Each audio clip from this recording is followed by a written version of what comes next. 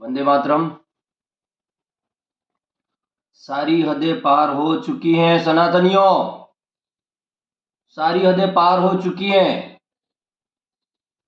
अगर इसी तरीके से लव जिहाद सनातन पर कब्जा करता रहा तो एक समय वो आएगा कि न आप घर में अपने नारी शक्ति को सलामत रख पाएंगे, न देश में सनातन को सलामत रख पाएंगे। इन आतताइयों के द्वारा षड्यंत्र के तहत देश की बहन बेटियों को एक जाल में फंसा कर जो लव जिहाद का शिकार, और इस तरीके से साक्षी जैसी बेटी का अभी वर्तमान कल की घटना मुझे सुनकर मेरे रोंगटे खड़े हो गए। बीच बाजार में चाकू घोंप कर जो एक हत्यारा हत्या कर रहा है एक नाबालिग बेटी की, और उसका कसूर यह था कि वो उससे प्रेम कर चुकी थी। मेरे देश की बेटियों, याद रखो कि अगर तुम्हें जीवन बिताना है तो सनातन धर्म के अलावा अगर कहीं जाओगे तो कीड़े मकोड़े की तरह काट दिए जाओगे, मरोड़ दिए जाओगे। और सुनो कि आज एक साक्षी, एक श्रद्धा, अब तो और ज्यादा उन आतताइयों ने अपना देश भर में ये कृत्य शुरू कर दिया है। लेकिन अगर आज सनातन धर्म के युवा, यूथ और सनातन धर्म से समर्पित लोग अगर खड़े नहीं हुए तो इन जिहादियों का, इन बेईमानों का कोई इलाज नहीं होगा। इसलिए कसम खा लो, मैं उस बेईमान को कुछ नहीं कहना चाह रहा हूं, उस साहिल को जिसने उसको मौत के घाट उतारा। मैं उन बेईमानों को कहना चाह रहा हूं जो मुख दर्शक वहां से चलते रहे और उस एक हत्या को अपनी आंखों से देखकर भी मुख दर्शक बने रहे।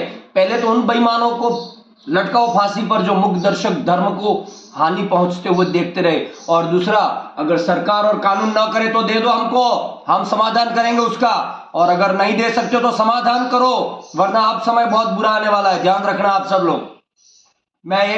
मैं कट्टरवाद को पनपने के लिए बात नहीं कर रहा हूं, लेकिन हर दिन अगर ऐसा होता रहा कि बेटियों पर छुरे और चाकू, और न जाने कितने कितने सहन करेंगे हम, कितने गांव सहन करेंगे, कितने गांव फ्रीज में रख दिए जाते हैं बेटियों को मारकर। सोचने जैसा नहीं है, कुछ करने जैसा समय आया है सनातनियों। अगर खून खोल रहा हो तो कम से कम कहीं ना कहीं तो उसको बताओ, उन लोगों को, बेईमानों को। कब तक सहन करोगे? मैं किसी कौम का विरोध नहीं कर रहा हूं, लेकिन जो गले पर छुरी चलाए उसकी तो गर्दन काट ही देनी चाहिए, उसके अलावा और कोई समाधान नहीं है उसका। कानून भले अपने दायरे में रहे, लेकिन पब्लिक का इश्यू है तो पब्लिक अपना काम करेगी। फिर जागो, वरना मार दिए जाओगे, आज नहीं तो कल ठोक दिए जाओगे। जाग जाओ। ऐसे बेईमान समाज के बीच में ही रहकर तुम्हारी समाज को खत्म करने पर तुले हैं। उस साक्षी को मारकर वो बेईमान रात भर सोता रहा। जागो, जागो।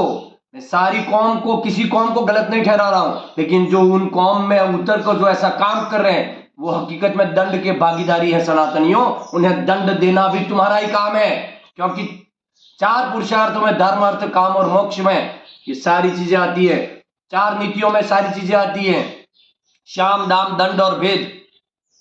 दंड भी एक नीति है, अगर सरकार न करे तो सनातनियों को करना पड़ेगा। जय हिंद, वंदे मातरम।